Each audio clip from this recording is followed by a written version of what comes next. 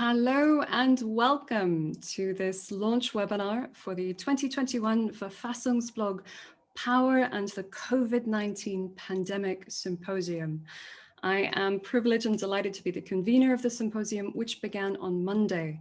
Since then, we've published 6 country reports on Australia, Brazil, Finland, Singapore, Sweden, and Thailand.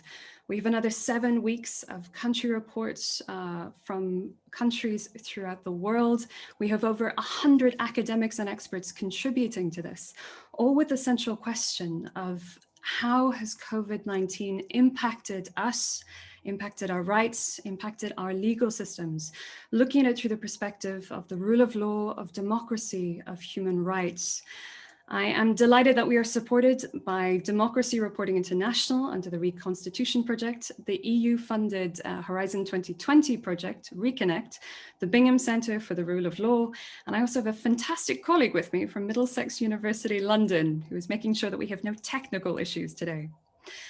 The impetus, the reason that we are running this symposium is because of the need for global comparative legal analysis, not only to be highlighting the deeply concerning developments going on throughout the world, but also to be looking for the good practices, the best practices that can help us identify and move forward in the best responses to this pandemic.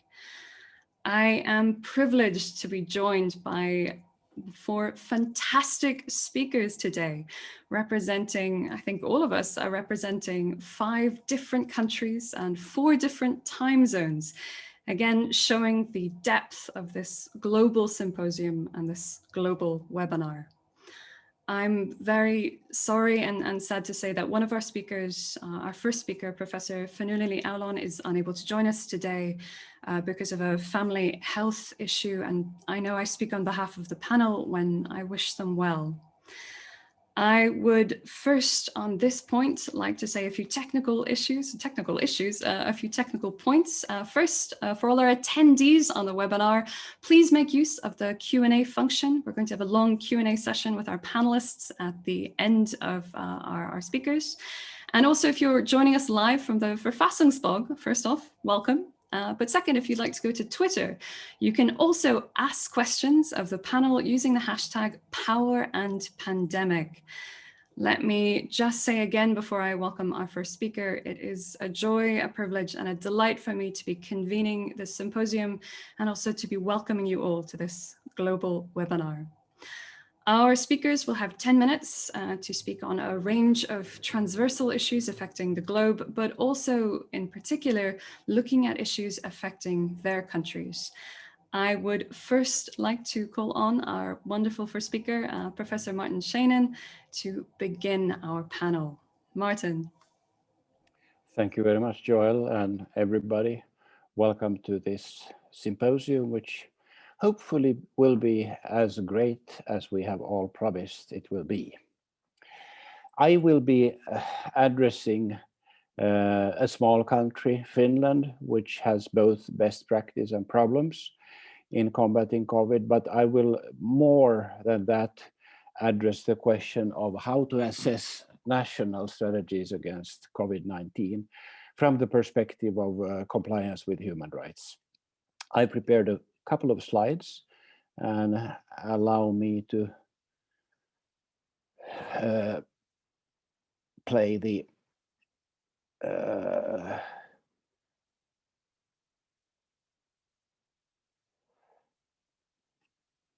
it's always in a different place where it was.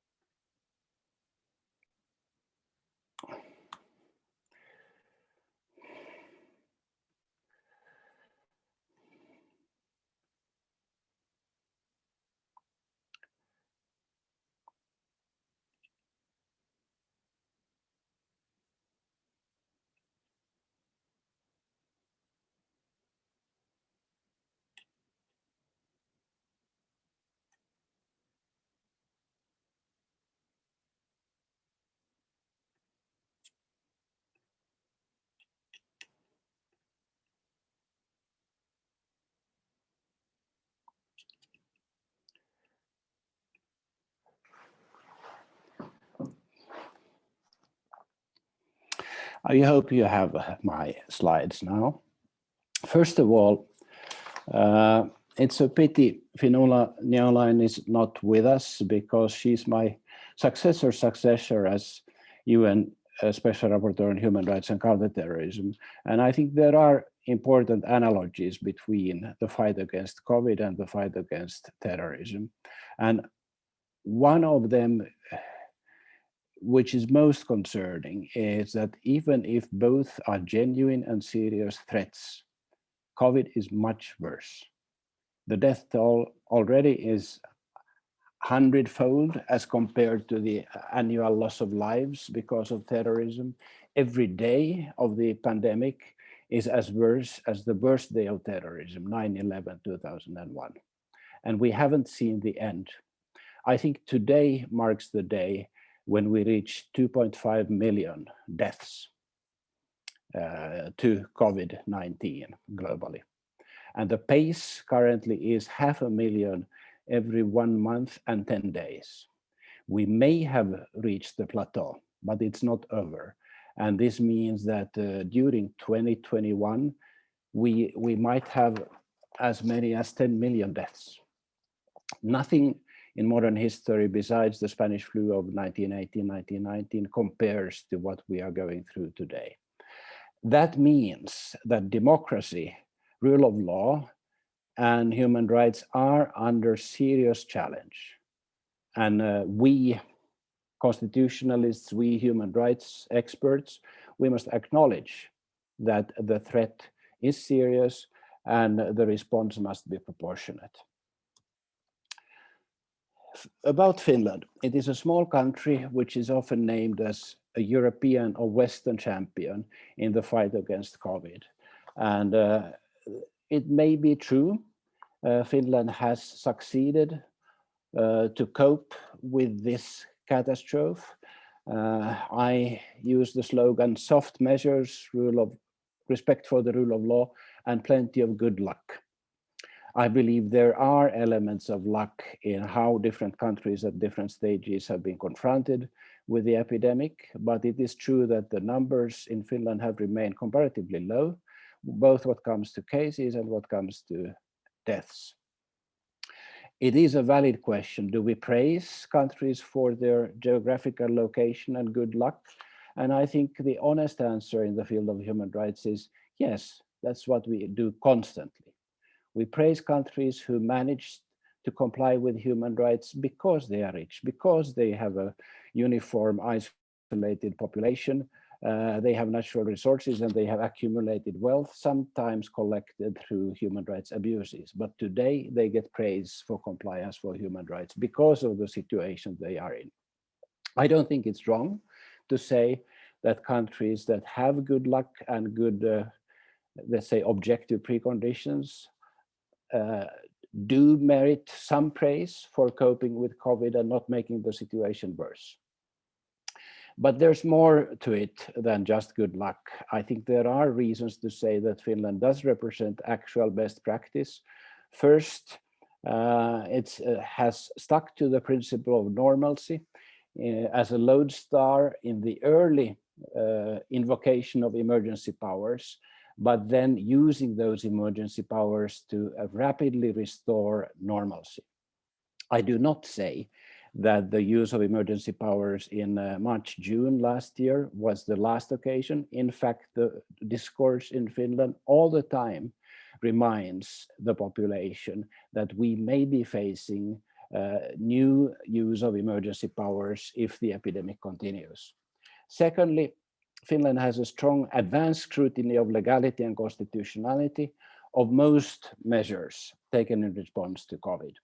And this means that even the most advanced judicial systems of the world are lagging behind because courts will address the issues ex post facto, whereas in this particular situation, the Finnish system with emphasis of advanced scrutiny of legality and constitutionality, both within government and by parliament, has proved its strength in an acute crisis.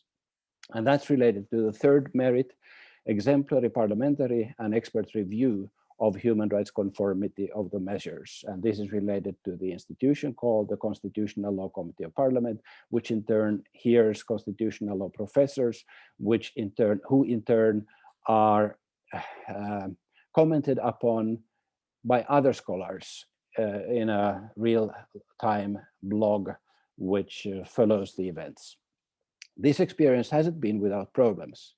One issue where I've been myself highly critical is that Finland de facto closed its borders, including internal EU borders, without a legal basis, proper legal basis. It was a very creative and I would say unlawful interpretation of the law that allowed the border guard agency de facto to close borders. And technically, this has escaped review of legality because of government calling these measures simply recommendations. Finally, this is now being addressed through the introduction of mandatory testing and quarantine at airports and other border control posts. But it has taken a long time before this situation has emerged. And second critical point is that many measures by Finland are far too relaxed in proportion to the seriousness of the threat. What comes to face masks, restaurants, religious gatherings, construction sites, shipyards, Finland has relied on its good luck and geographical isolation. And with the new virus variants since Christmas, it may be facing serious problems. And I wouldn't exclude new invocation of a state of emergency precisely because of the situation created by these fairly relaxed measures. And that's one reason why local elections scheduled for April are suddenly now at risk, which comes seemingly as a surprise to the government. And that, of course, is a democracy issue. Combating COVID is also a battle between epistemic communities. And there's a lot of difference in the responses. Human rights courts and treaty bodies may defer to domestic courts. Domestic courts refer to the executive or to experts. Governments defer to their experts, who often are technocrat physicians, whose old dogma may shield hidden strategic choices, or may not even be evidence-based in respect of this particular pandemic.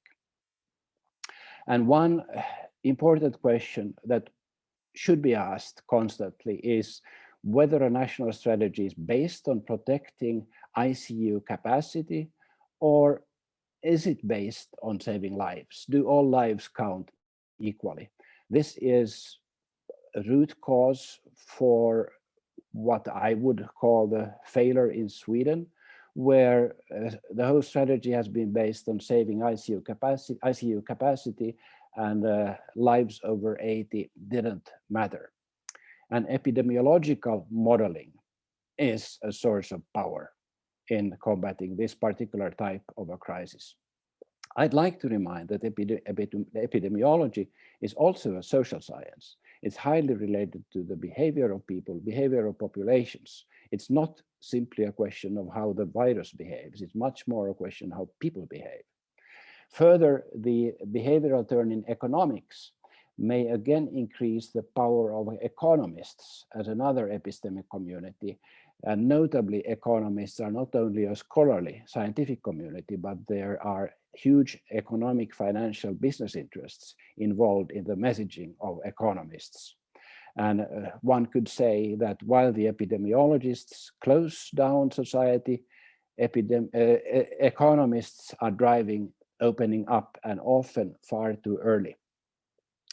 There are, however, issues where lawyers and particularly human rights experts have a role as a third epistemic community. Issues such as positive human rights obligations under the right to life and right to health, necessity towards a legitimate aim, proportionality of resulting interferences, are issues to be addressed by lawyers, or more broadly human rights experts, and the other epistemic communities are not equally well placed to talking that language. We see lawyers interfering with what epidemiologists are saying, but equally epidemiologists think that they know what laws should be used and what responses might be proportionate. Here I'd like to advertise this EUI working paper published with my junior colleague Helga Molbäck-Stensig, where we look into the question of how to assess human rights compliance of responses to COVID. The web online link to the publication is on the screen, but I will also share these slides on Twitter, so you don't have to write down. This working paper includes our model for assessing the human rights compatibility of strategy against COVID. And I have, for this presentation, consolidated it to a single graph, single slide, where on top we have 4 categories of human rights or human rights issues: positive obligations, negative obligations, equality and non-discrimination, and rule of law dimension of human rights. The methodology of assessing compliance with these 4 baskets is collection of empirical data, use of structural process and outcome indicators, expert assessment by recognized country experts recruited from existing networks, and then giving marks 0 to 10 for 3 items each in these 4 baskets. So there are simply 12 questions asked to the experts related to aspects of rights within these 4 categories.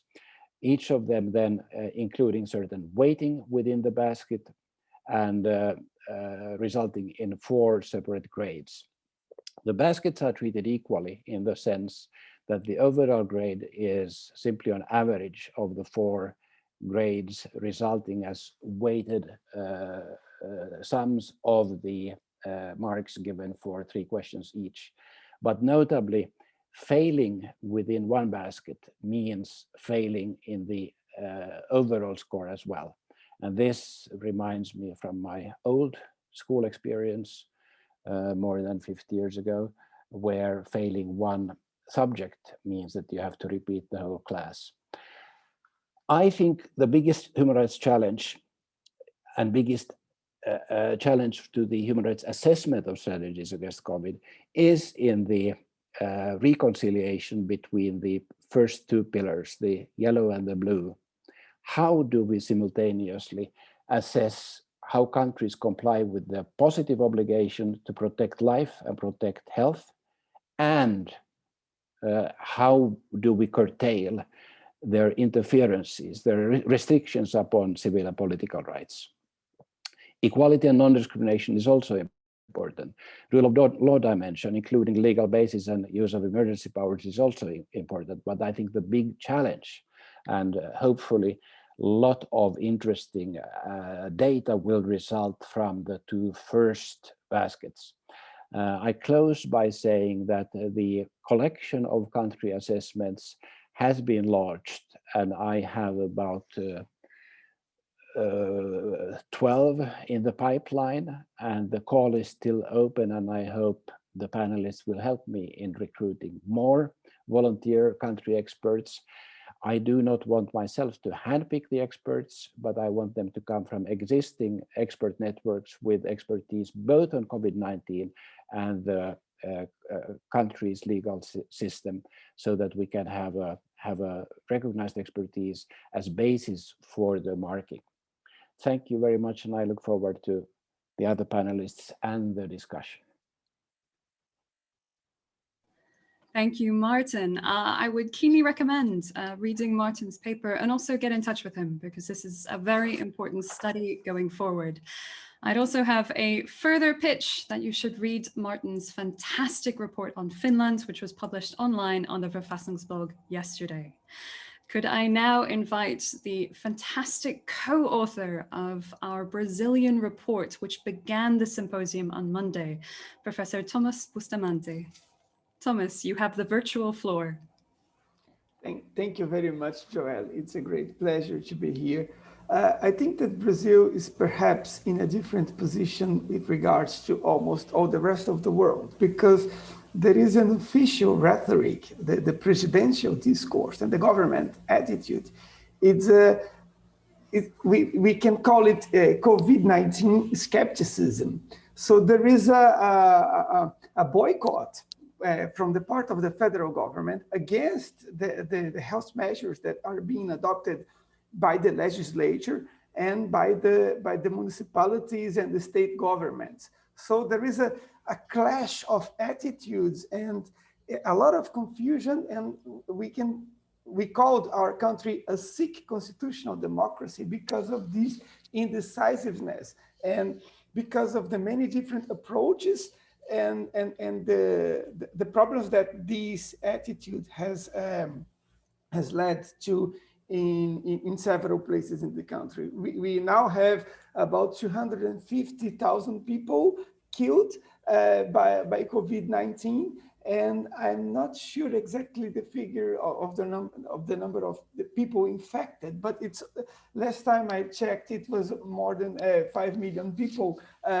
So it's a lot, and there is a real risk because COVID-19 is reaching the people with the poorer incomes. Brazil is a country with a lot of inequality, with several gaps, social gaps and wealth gaps. And many people are more vulnerable, the people that depend on buses to go to work, the people that live in slums, people who don't have proper water facilities and sewerage and so on.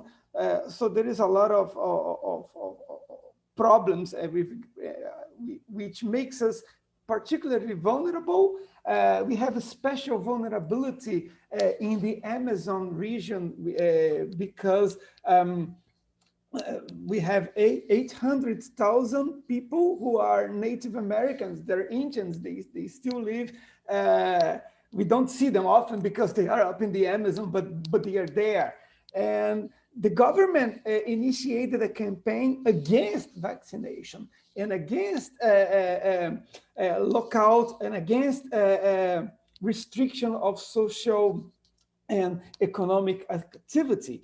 Just to give you a sense of what happened a few days ago, some doctors and the health team, they tried to reach some Native Americans in the Amazon by boats and helicopters. And when they got there, the Indians just received them with arrows and bows, and they actually attacked the doctors. And these people were forced to leave without vaccinating these vulnerable people.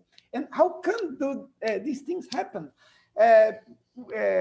Folha de São Paulo, the largest newspaper in Brazil, just showed that what happened is that religious missionaries went there before the health teams and said that they should not take the vaccines because they would be controlled by the Chinese, who would use the vaccine as some sort of a drug, and they would put some sort of thing like a silicone chip in the head of the people who take the vaccine, and they would be controlled, or they would suffer from mutations in their DNA, ADN. So there is this very powerful ideological discourse against vaccines, against health measures, against anything that can be done. So there is this problem because the president of the Republic has a very large electoral base, which has not faded since the 2 years that he has been in government. It's about 30% of the electorate, but in Brazil, this is enough. This is much more than enough to elect any president because we have a very fragmented political system, more than 35 parties. So when you have more than 30 parties in National Congress, if you manage to get 30% of the electorate, you win any election for president, and you can make large coalitions to have to be able to pass most of your plans in Congress. So what we got here is a very difficult situation because there is a lot of ideology in the approach, in the responses that are offered to COVID-19. and this has contributed to raise our death toll and our problems. Instead of fighting for vaccines and making sure that the population is immunized against the COVID-19, what the government did was to raise doubts with regards to the efficacy of the vaccines. And when a few months ago, the health system collapsed in the city of Manaus, and there was not oxygen for the hospitals, and people were dying from car accidents, and babies that are born premature and would not have oxygen. Those deaths were not directly connected to COVID, but they were indirectly connected because the hospitals just run out of oxygen. And I think that this shows this shows a chaotic situation, which is hard to explain how we got there. So what we see in Brazil is that sometimes the Congress, the Parliament, they enact laws which are vetoed by the president, and sometimes they overturn the vetoes. Sometimes some minority parties appeal to the Supreme Court, and the Supreme Court declare some of the policies unconstitutional, and sometimes the state governments act with isolation measures against COVID-19. So the only reason why the situation is not totally out of control is the system of checks and balances. The Supreme Court has ruled that there is that the states and the municipalities, they have the power to determine the measures concerning COVID-19. So they determine that each city and each state can adopt its own measures against the circulation of persons and limitations on economic activity and schools and religious activities and travel and so on. So this helped us a lot because at the state level, we've managed to secure more rationality in the approach to COVID-19. Also, the legislature approved last year a social benefit of 600 reais, which is about $150 per vulnerable family. So if there are two parents, this could be doubled. This allowance helped alleviate some of the measures because these people are with very low income, and it's if there are two parents, it's more than one minimum wage. The minimum wage in Brazil is about 1,000 reais. So they offered 600 and possibly 1,200 reais for each family. This helped alleviate the total collapse of the economy. But now this allowance has finished, and the government wasn't able to renew it. Actually, this allowance was established despite the government. The federal government proposed 1/3 of this value, and it was the Congress passed the allowance, the laws, the statutes, despite the resistance of the federal government. The federal government, they just wanted to keep all the shops open. He wanted to, just to give you an idea, there was a regulation, a federal law, saying that industrial facilities and commercial places, people should wear masks to go into these facilities, and the government vetoed that. He said, not even a mask. There was a campaign against wearing masks, against any kind of limitation in your freedom to do whatever you want. So I think that we are struggling because we are trying to contain the federal executive. And what happened is that the executive is getting stronger rather than weaker, because he managed to get, there was an election this month, February, in the beginning of February, for the chairman of the two houses of Congress. And Bolsonaro managed to get his allies in the presidency of the two houses. So things are not very, very comfortable in Brazil. I think that we have an example of a country that has adopted an ideological response. I don't know how much time I have, so if you can warn me if there is still more time. If there is one aspect that I would like to comment on, is how okay, 1 minute left. Okay, so I would just, to use this minute, I would attract your attention to one of the paragraphs in our post at the Verfassungsblog, which is the irrationality and the rationality skepticism in Bolsonarism. I think that underlying the government's attitude, there is a conception of freedom without responsibility, in the sense that to fight COVID-19, we need a communal effort. We need to restrain our urges to do whatever we want. We need to take an approach based on reason and based on some sort of sacrifice that you do for other guys. So if you ask a 30-year-old not to go to a party because he might infect someone, normally we would expect an exercise of responsibility for this 30-year-old, but the government just discharges this guy from this responsibility and says, look, you are free to do whatever you want. You are free not to wear a mask. You don't need to take a vaccine. You can work, you can go to church, you can play sports, you can go to swim, you can go to the beach, you can do whatever you want. Don't feel committed or obliged just because some other person wants. And I think that this is a very nasty ideology, and it's very sad to see these ideas get the power that they do in my own country. Thank you very much for your attention. That was a wonderful use of a minute with incredibly important points. We should not advocate freedom without responsibility.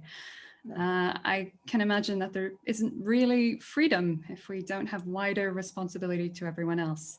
But another very important point that Thomas has raised within the Brazilian report, which is certainly something that I'm seeing in all reports globally, is the issue of misinformation and infodemic, and the consequences that we have at a wider global level for the lack of expert voice, the lack of truth and responsibility being communicated globally.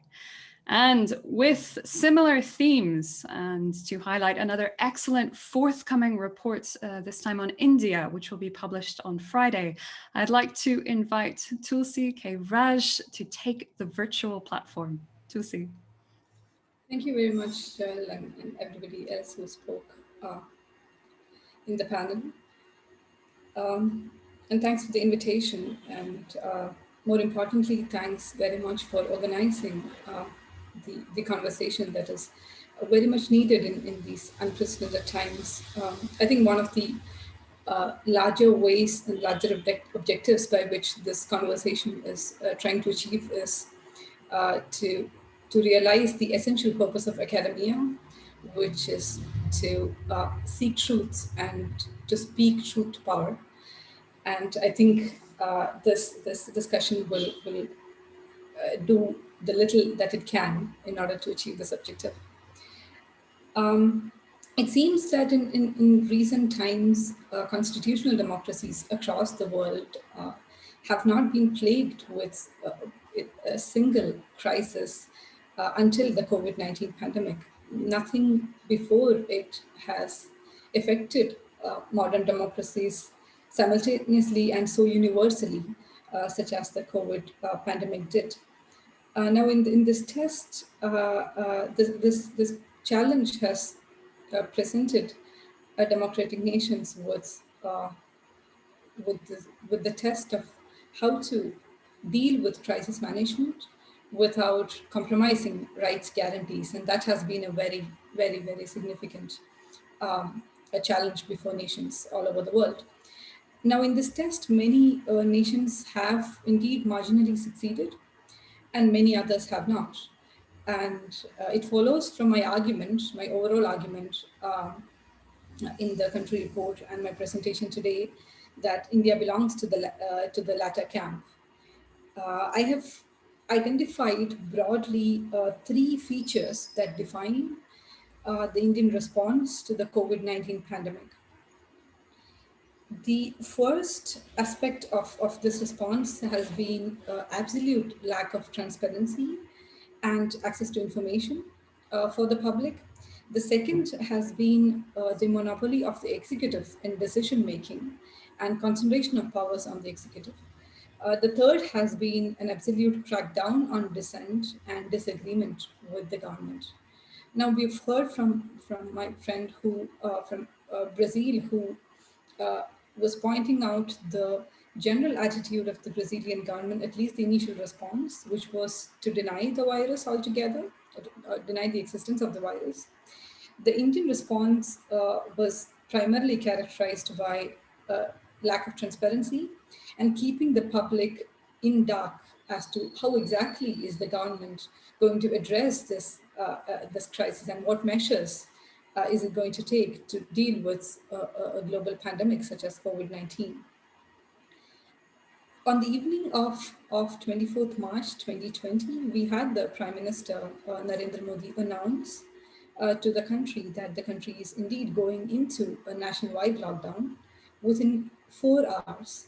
So the total notice time that the public gets for making preparations for an absolute prohibition on the freedom to travel, the right to go to schools, the right to work, the right to movement, is a mere short time within which any preparation to deal with the lockdown is perhaps impossible. It is not known as to why the government could not more meaningfully be transparent about the way in which it was going to implement the lockdown and the way with which the lockdown was going to be initiated. Now, the unpreparedness of the state was extremely apparent. The, the prohibition on freedom of movement especially put vulnerable communities at risk, especially women, the disabled, the homeless, and most importantly, the poor people. And India, as we know, remains extremely unequal country, and the disproportionate impact of the lockdown and of the pandemic measures on the poor people has been damaging. One particular impact on migrant workers is striking. There are thousands of migrant workers who travel interstate, who travel and migrate to urban neighborhoods for better opportunities and better jobs.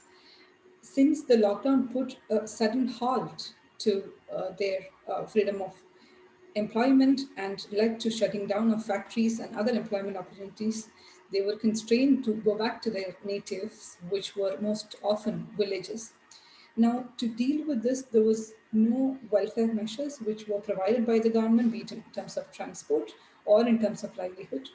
Now, without exaggeration, the migrant workers started walking hundreds and hundreds of kilometers.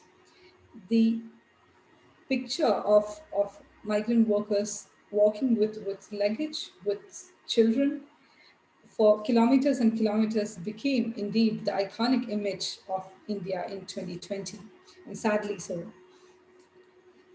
The other aspect as regarding the non-transparent way in which the government dealt with the crisis was misinformation and presenting data of COVID numbers which were far removed from the actual data. There were efforts to encourage non-scientific measures to deal with the COVID-19 pandemic. There were efforts to to present a false hope for a vaccine in as early as August 2020. And all these taken together present a very dishonest picture of how the government should deal with a crisis such as COVID-19, which is a very severe health crisis, and which is worrying for the public as well, as much as it is for the government. Taking into account the overall response of the government in terms of accountable governance, the government did not do very well in terms of installing public trust and in terms of encouraging public accountability. The second aspect of the Indian response to the pandemic management was severe concentration of powers on the executive.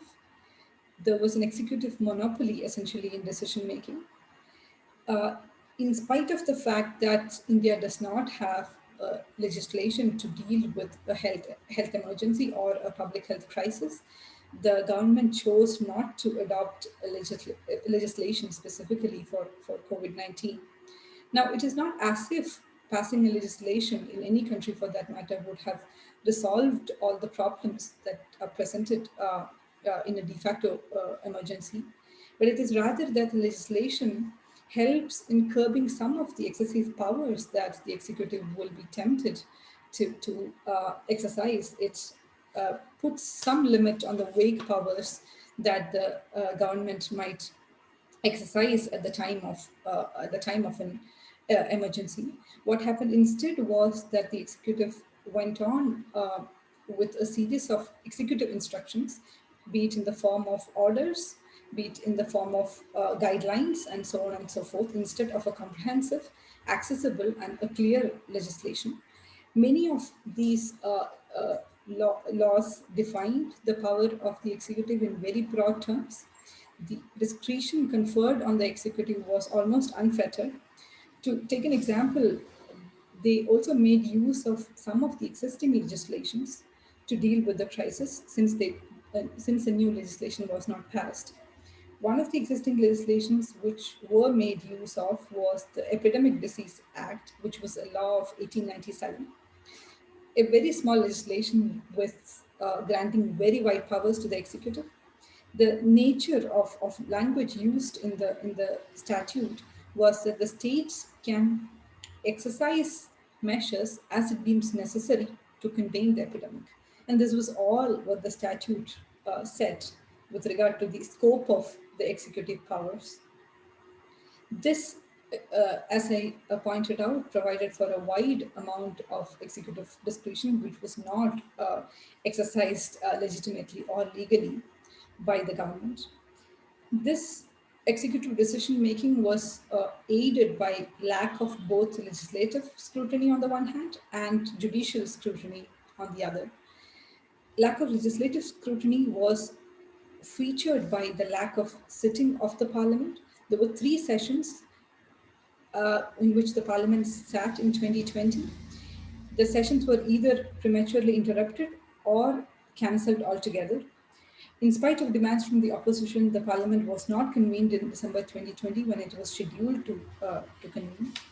The judicial scrutiny, on the other hand, also fell short of the expected standards of judicial review. The courts continuously kept deferring matters to the executive. It closed petitions without assigning substantial reasons. Matters which required serious adjudication on personal liberty were evaded and closed by the courts, and particularly the Indian Supreme Court.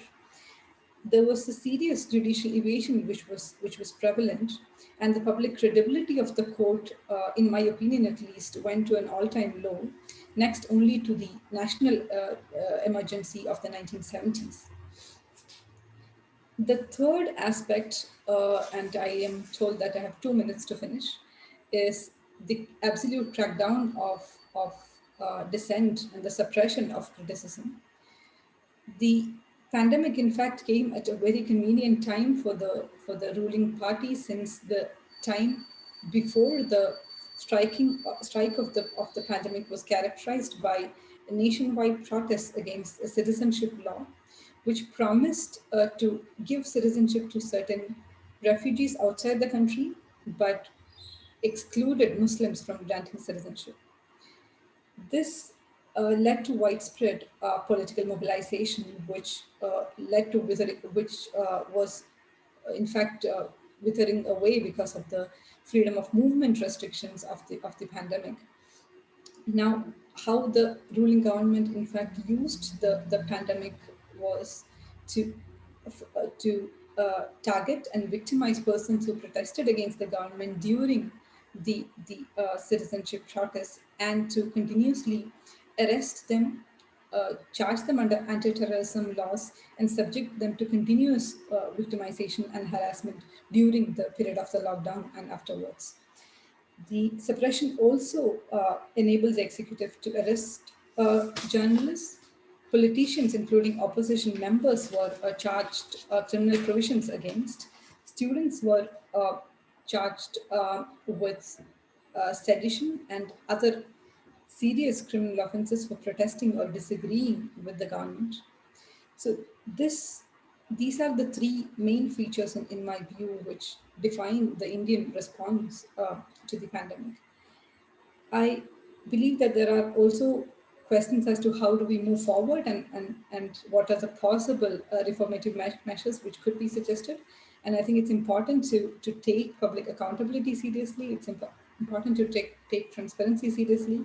And it is also important to take informal measures seriously, such as the importance of public consultations, the importance of respect to opposition, the importance of respect for tolerance. And these, I think, are some of the aspects which the ruling party and the other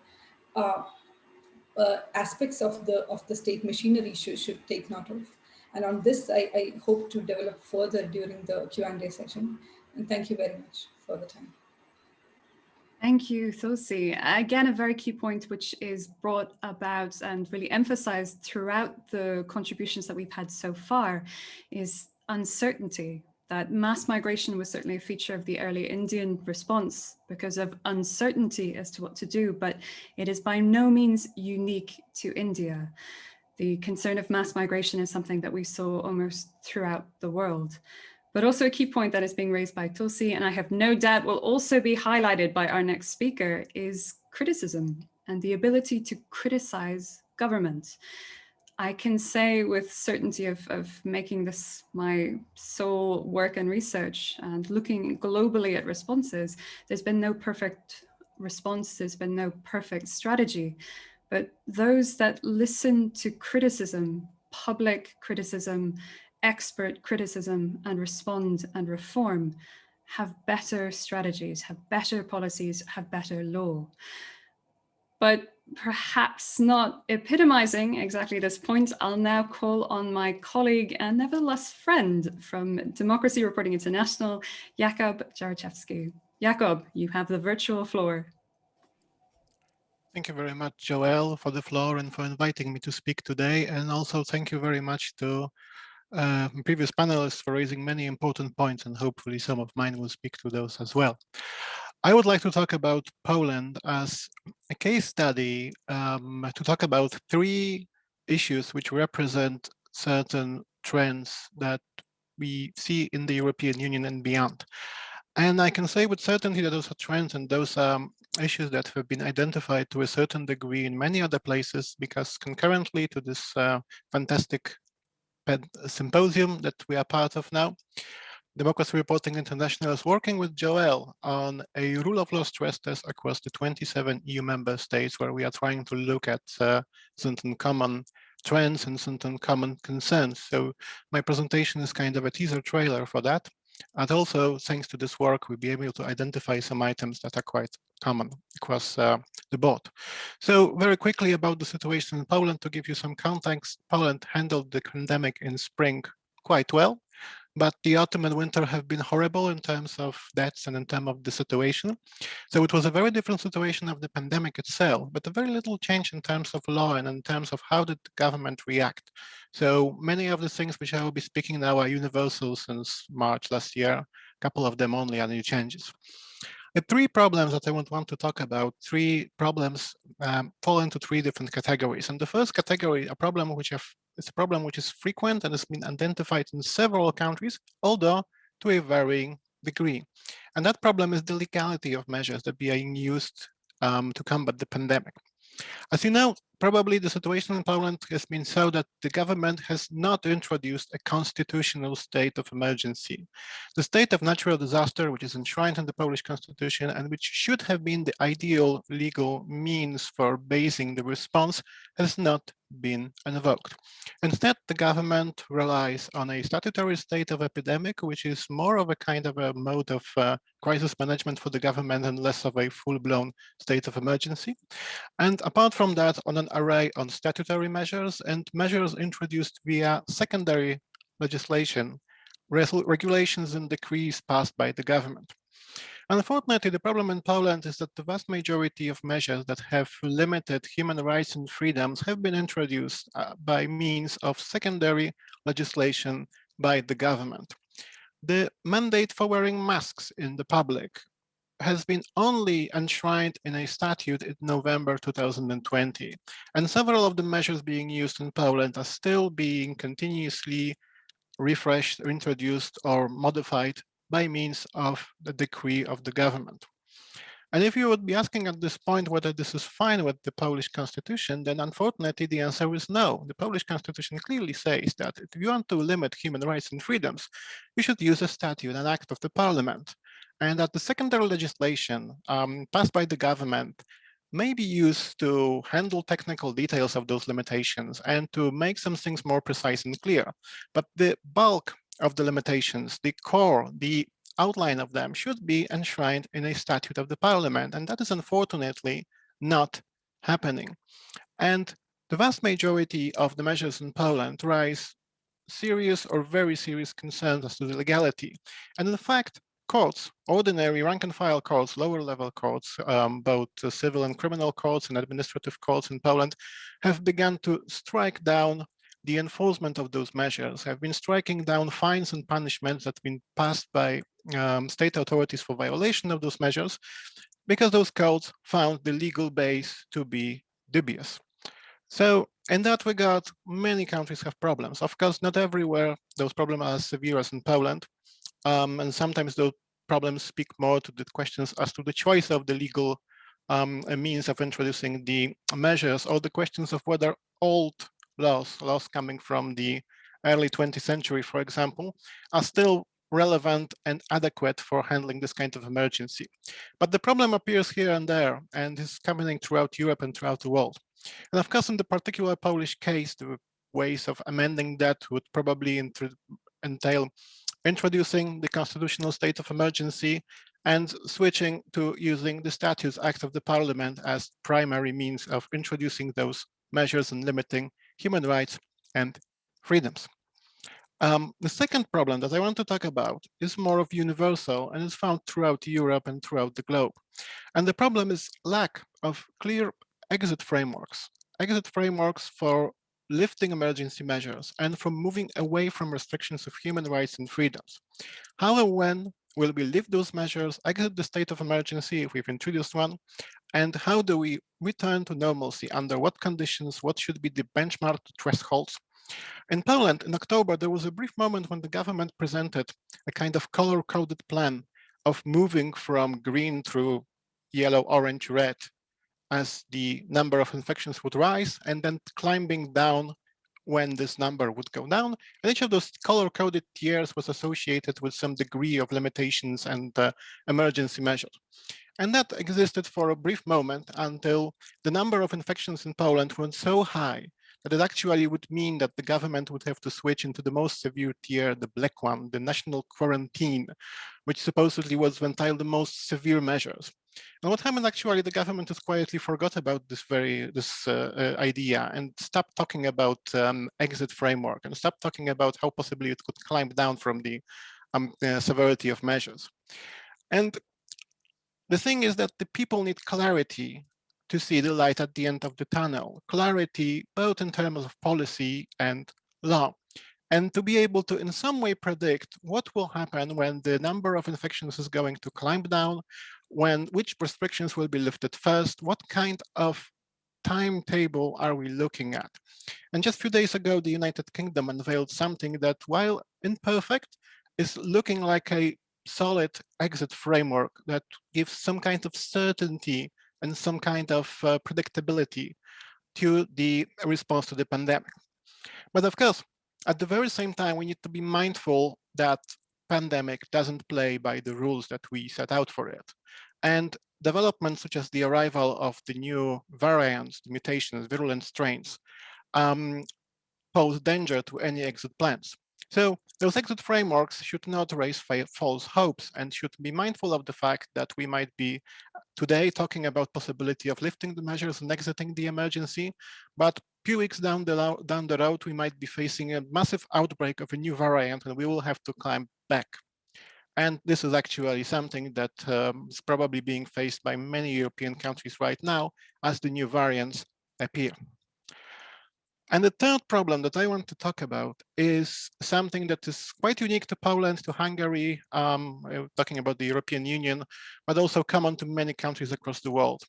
And this is the problem of what happens in countries where the rule of law backsliding is present, when the checks and balances are being abolished and being removed. And those countries are facing some unique problems. And those problems, unfortunately, relate to how the government is abusing the damage done to the rule of law for various means. So in case of Poland, as most of you probably know, the Polish Constitutional Tribunal, the body that is supposed to conduct judicial review and is supposed to check the constitutionality of laws and their conformance with international standards. The Constitutional Tribunal in Poland has been effectively taken over by the government. The government has packed the Constitutional Tribunal with judges, lawyers who are sympathetic to the government. The leadership of the Constitutional Tribunal is best friends with the government and the ruling party. And there is a common perception that in any case before the Constitutional Tribunal, where the government and the ruling party would express some interest in the outcome, the tribunal is going to do them a favor and rule their way. And in that way, the government has effectively removed the judicial review over those emergency measures.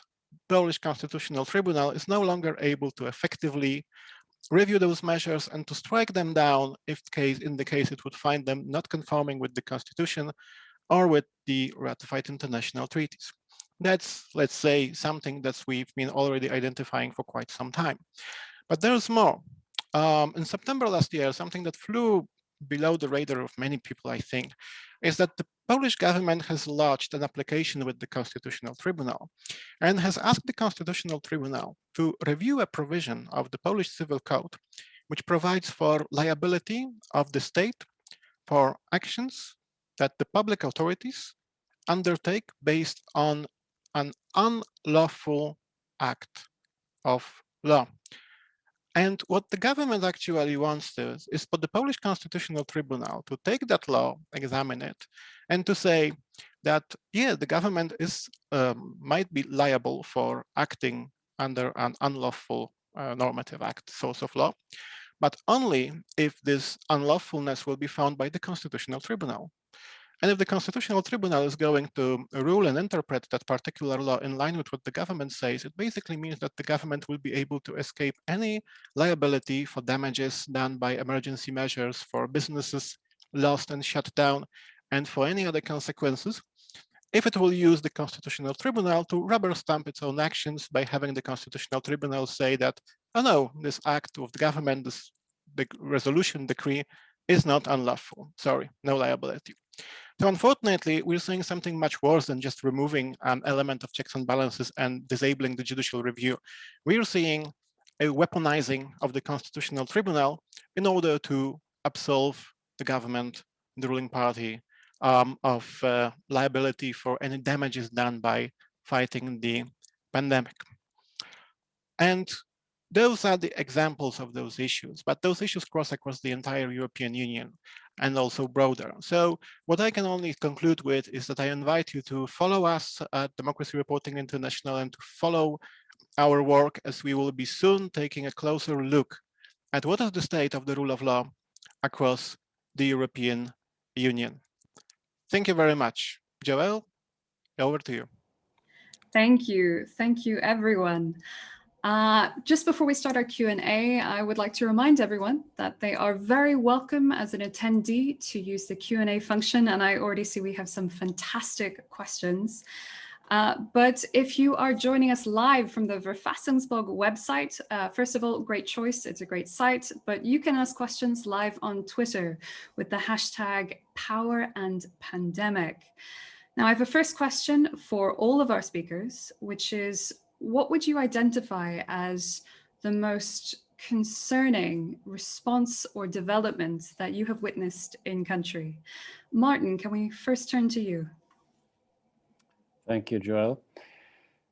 Well, to me, the most concerning development is what's happening right now. And that's related to the new variants of which Jakub also spoke, that even if knowing that the new variants are coming and what was happening in Ireland, Finland failed to act in early January. And I fear that this will cost 1,000 lives in a country which has largely saved its population so far by only 700 exits, may more than double the death toll simply because of failing to act in early January. And it also may result in a new state of emergency. If you allow, Joel, I would use the opportunity also to ask the question why I said it's an important strategic choice. Do we speak of ICU capacity or do we speak of the death toll as a strategic parameter? This is exactly the point, that when the government was dealing with the strategy against COVID in late January, already 3 weeks late, the material presented to them only told them about ICU capacity in different scenarios, but failed to tell them what will be the death toll if you chose X, Y, or Z. And I think that is a strategic failure, which also tells us why this is not a trivial question, why the actual modeling and the battle between the epistemic communities is about whether the strategy is explicitly or implicitly built on protecting ICU capacity, or whether it is for saving lives. I could give you the numbers of on Sweden, and it's very clear there that it's the people between 20 and 50 who have the freedom without responsibility. The cases are there equally, men and women. Then ICU is men between 60 and 69, and exits is women above 80 years. And there are far more women who die than women who are taken to ICU because of the different demographics, because of it's simply a different cohort of the population, those who go to ICU and those who die. I think that this demonstrates graphically that we are dealing with a serious question of what are the explicit and implicit strategic parameters. Thank you, Martin. Thomas, over to you. Oh, okay, Joel, thank you.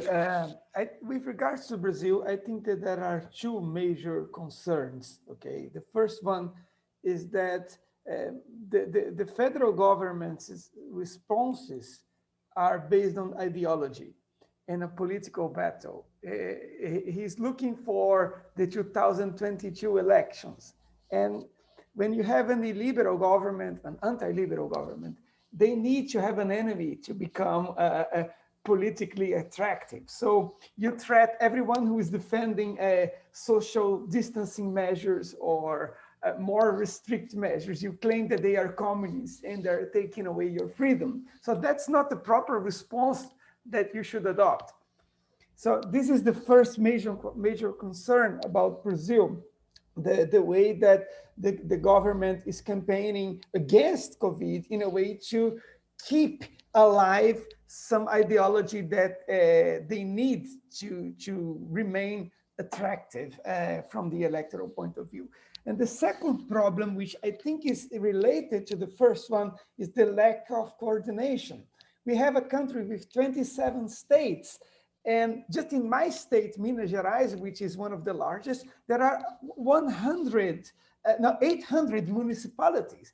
So you have the executives of the municipal governments, and we have a unified health system that was based on the UK NHS. And this unified health system is funded and run together by a cooperative schemes between the federal government, the state government, and the municipal government. So there should be a unified national health policy. And the person who was supposed to be coordinating the action of all other political entities, he's not doing it. So what we got is isolated responses from the states, isolated responses from the municipalities, isolated responses from parliament, and isolated responses from the Supreme Court. So there is a lot of lack of coordination, and I think that this makes our responses to COVID less effective than they could be. Thank you. Thank you. And Tulsi, what's your thought on this? Thank you.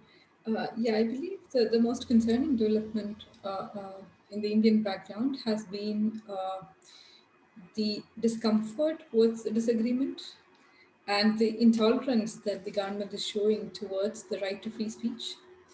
So during the pandemic, there were instances where journalists were critically reporting on the crisis management of the government and pointing out the deficiencies of the management and the government regulatory mechanisms. And one would hope that very often the criticisms and good reporting are helpful aids for the government to make amends in the way they deal with a certain crisis. And in India, however, a press conference was, in fact, a video conference rather, was was initiated by the Prime Minister, in which the Prime Minister told the media outlets, and I quote, that it is very important to tackle the spread of pessimism, negativity, and rumor, which is just another word for critical reporting. And we also see that that the ruling government is one which has not held a press conference for over 7 years now, except the one which was held in 2019, where the Prime Minister himself refused to answer any questions relating to governance. And this trend was continued during the pandemic, and we see a targeted violence against journalists and the right to free speech in general. And this I would think is perhaps present at all era in democratic nations, but during the period of the pandemic, this problem was particularly amplified and became extremely visible. Thank you. Jakob, what do you think? I would say that my biggest concern at this point, apart of course from all that I already mentioned earlier, and that's very clear, is the situation of the courts. And I do not mean the highest level courts, but I mean the rank and file, the regular courts on the lower levels. So the backsliding of the rule of law in Poland, and part of that has been the capture of the Constitutional Tribunal and exerting influence over the Supreme Court. But most of those actions were focused on the top level courts. And in the lower level courts, the actions of the government were mostly aimed at individual judges who are critical of the government and who are openly speaking up against those changes.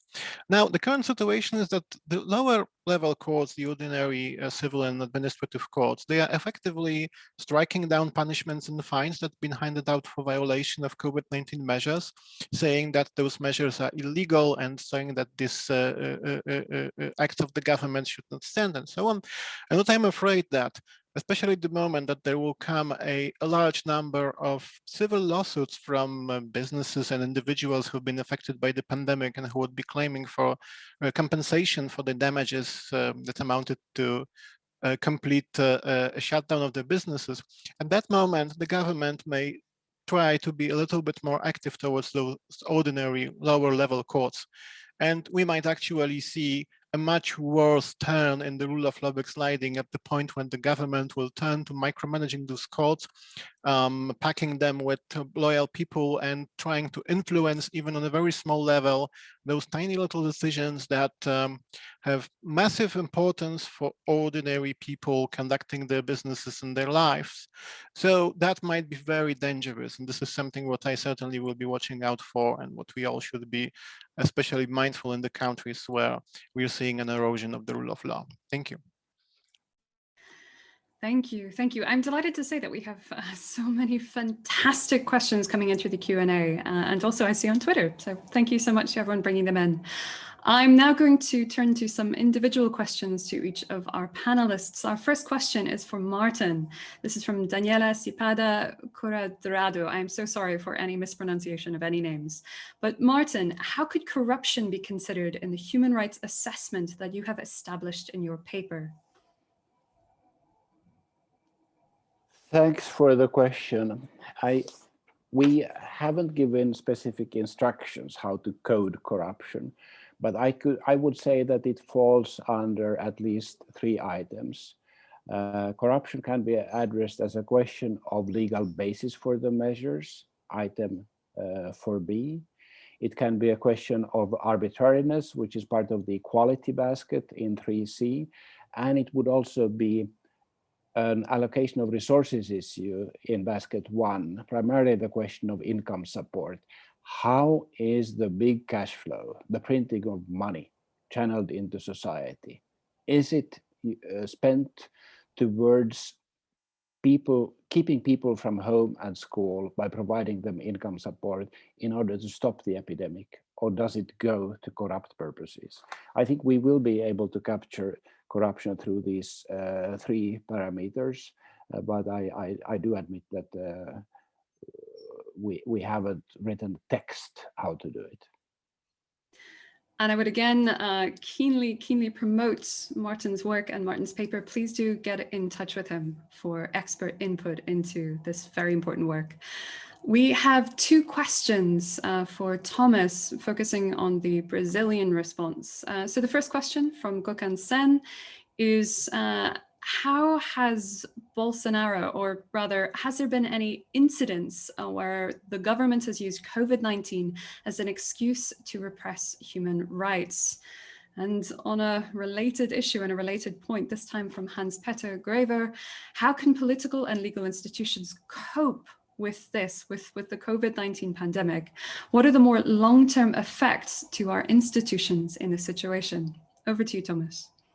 Okay, so first, Gökhan Sen's question. I think it's a very important point, because I did not stress this problem in my talk, but there are many opportunistic measures that Bolsonaro tried to attempt on the basis of the COVID-19 excuse. The first thing that Bolsonaro tried was to repeat Orbán's solution in Hungary, which was to pass a law saying that executive legislation can be indefinitely passed by the government. The Constitution says that the federal government, the president, they can make provisional laws, which are valid only for 60 days. And they must be converted into law by a vote on Congress. If not, they lose their efficacy and all the effects are disconstituted. So he tried to turn these emergency measures into permanent laws, and the Supreme Court said, no, this is crazy, and COVID-19 would not authorize you to do that. The second attempt was that because the Supreme Court and the Parliament, they withdrew a lot of powers from the executive when they said that the measures should be jointly taken by the states and the municipalities. And the Supreme Court even said that the states can buy vaccines without the authorization of the federal government. Even vaccines that are being produced abroad or are being authorized by foreign agencies. So what happened is that the government was locked. So what Bolsonaro tried to do was go in front of the head of the military quarters and on the top of a sound card without wearing any masks and trying to invite a coup. It sounds ridiculous, but that actually happened. And the people did not support him with this idea, but that's another attempt. And there is a more serious and dangerous attempt that is currently being done now, this week, actually, because the emergency allowance that was paid to the poor families ran out. So they are trying to pass a constitutional amendment to raise the debt ceiling to allow the government to pay this emergency allowance. But the president and his allies in Congress sent a bill to Parliament saying that, okay, we'll do that. We'll pay the allowance, but we will change the Constitution to eliminate the minimum expenditure on health and education. The Constitution says that 25% of income tax must be applied in education, and I think it's 12% on health. And now the government is saying that, okay, we'll eliminate that from the Constitution. And that would give the federal government a margin to spend the money however they want. So that would eliminate the protection of the model of welfare state in a single act from based on a single vote. I mean, a constitutional amendment, but still an emergency legislation. And there is some resistance to this measure now. It's a big issue now. As to Hans Gravers's question, with regards to institutions, I think that Brazilian institutions are being tested now. There is a hypothesis that is normally sustained by a colleague of mine, Juliano Zaiden, who says that Brazil is going to be saved by its defects. The defects are the fragmentation of the political system. We have 30 parties, so it's difficult to get a very strong authoritarian government because there will be plenty of resistance and you can co-opt everyone at the same time. So we do not know yet, but one thing that Brazil has shown is that if you have a strong legislature and a strong Supreme Court, you can contain some of the impulses of authoritarianism, either with or without COVID, even though you still have the coordination problems that would not exist if we had a government based on reason and science. Okay, I think that this answers partly to the question. Thanks. Thank you. Thank you. We're going to continue on that same question, that in a situation of widespread fear in the population, creating a wide discretionary scope for power in executive governments, how can political and legal institutions cope with this? And what are the more long-term effects on these institutions? That's from Hans-Peter. We also, to Tulsi, are going to add one more question. This is from Noor Khadim. In view of the lack of uprising, what happens after COVID? What next? What going forward? Now that we can see governments getting away with it. Tulsi. Thank you. Very, very important question. Thanks, Noor, for the question. And it's true, and that is in fact the most important problem, which is sort of exhibited by the pandemic.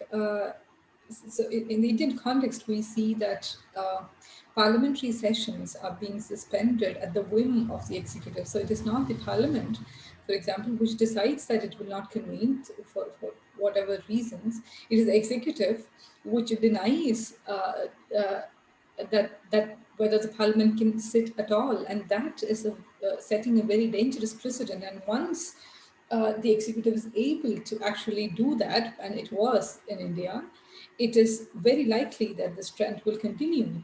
And in spite of opposition from the other party members or opposition leaders, it remains a fact that parliamentary session just did not convene in December when it was supposed to.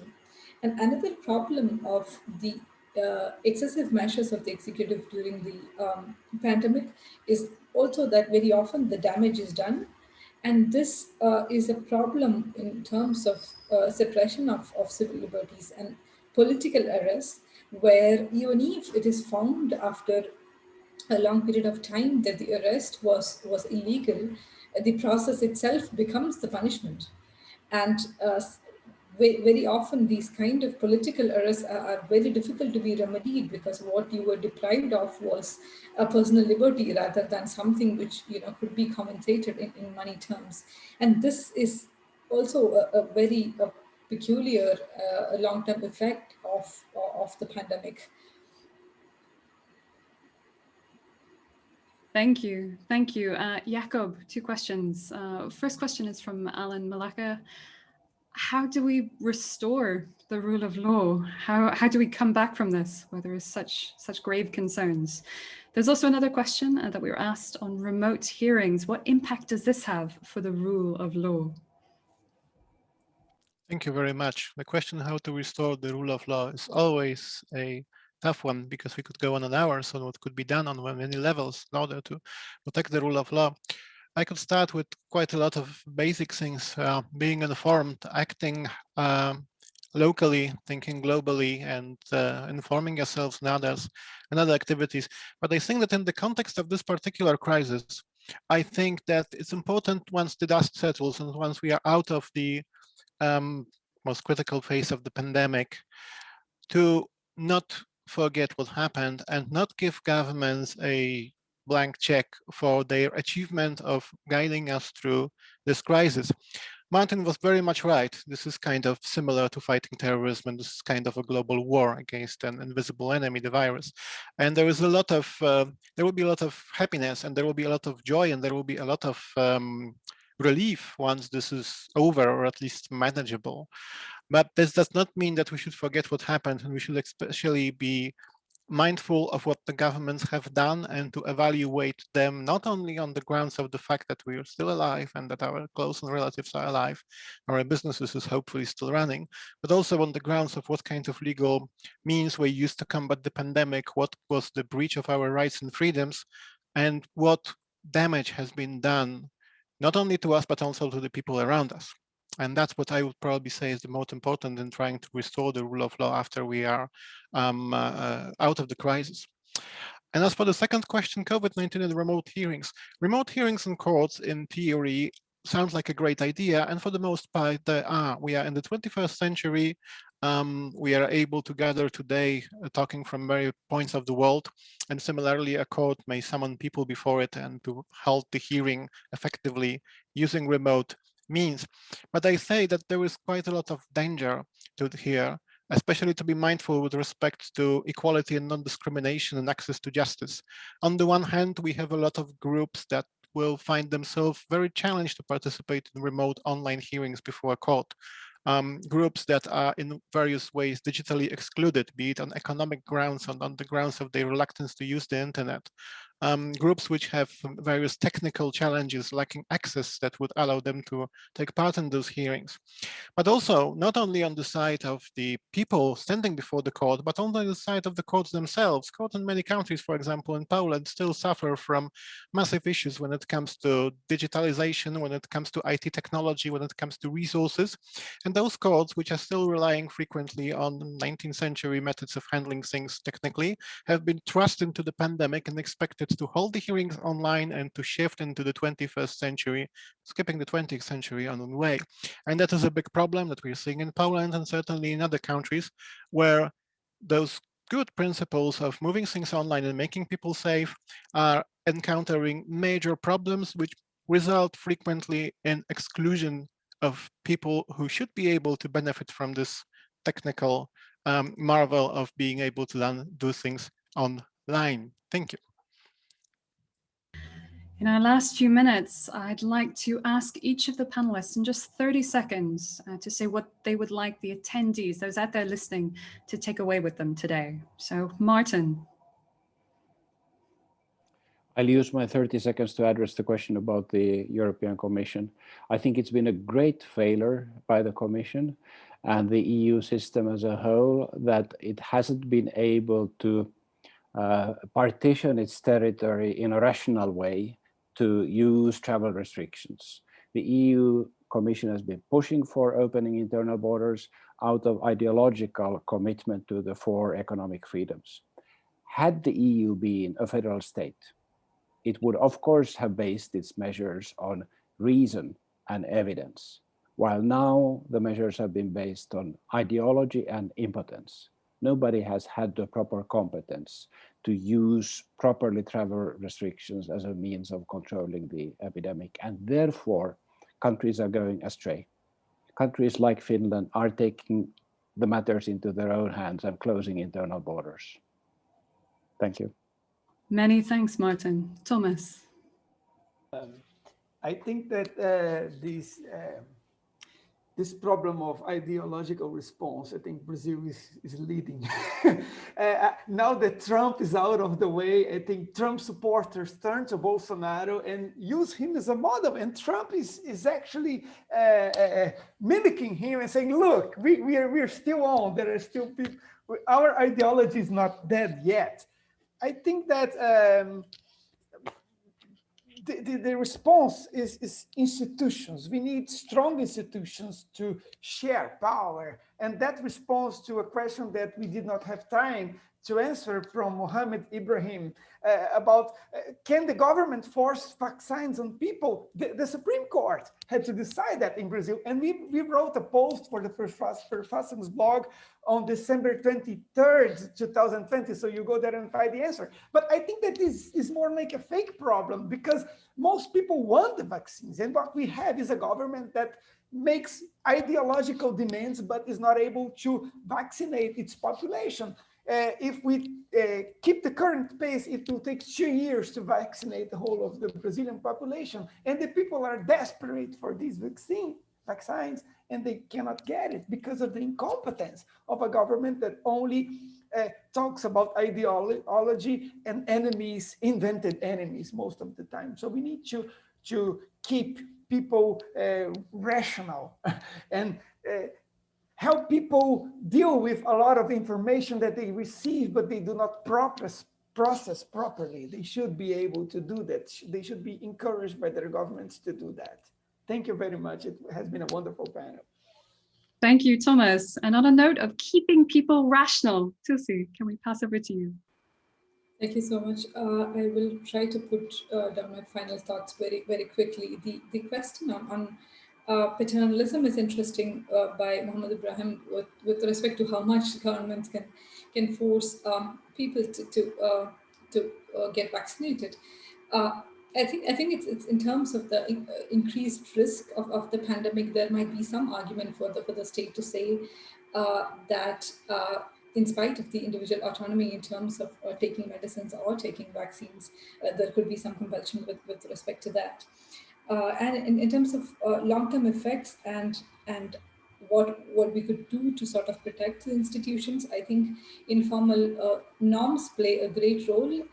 In this, it is not enough that laws are passed technically in legislatures. It's important that informal norms are also abided by states. And this is particularly important in terms of the farmers' protests in India, which are now internationally known.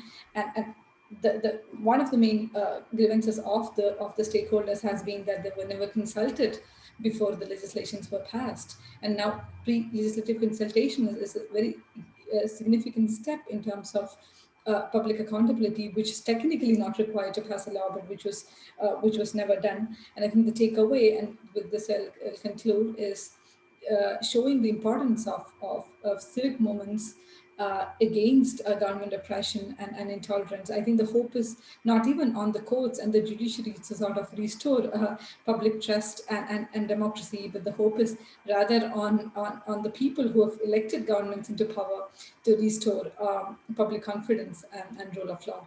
Thank you very much. Many, many thanks. And for the final word from the panel, Jakob, over to you. So to sum it up in 30 seconds, hopefully, 3 points. First of all, the governments should use proper legal means of restricting and limiting human rights and freedoms, and should be mindful of domestic and international and regional standards while doing so. Second, the governments should try to provide us with exit frameworks to give us some degree of clarity, predictability, uncertainty as to how things will hopefully be changing for the better going forward. And third one, and probably a cliche, the government should not destroy the rule of law and remove checks and balances, because especially in Central and Eastern Europe, people should be well remembering the fact that no power, no matter how authoritarian and how in your face, lasts forever. Thank you. What a wonderful final word to end this panel on. I would like to remind everyone that all of our presentations, all of our posts are available publicly online. Make sure to follow the Verfassungsblog as we publish new country reports every day, and look out for the commentaries where we discuss transversal global issues, global challenges that are facing us all. From my behalf, I'd like to thank our absolutely fantastic panelists for joining us at all times of the day throughout the world, and you, our attendees, for listening in. I'd also like to thank the incredible teams that I'm working with on this, Democracy Reporting International, at the RECONNECT project, at the Bingham Centre for the Rule of Law at Middlesex, and more than anyone, the wonderful editors at the Verfassungsblog. They're really above and beyond in all they do. Thank you, Joel. Thank you so much, everyone, for listening to us this morning. And all that is left for me to say is good morning, good afternoon, good evening, and good night.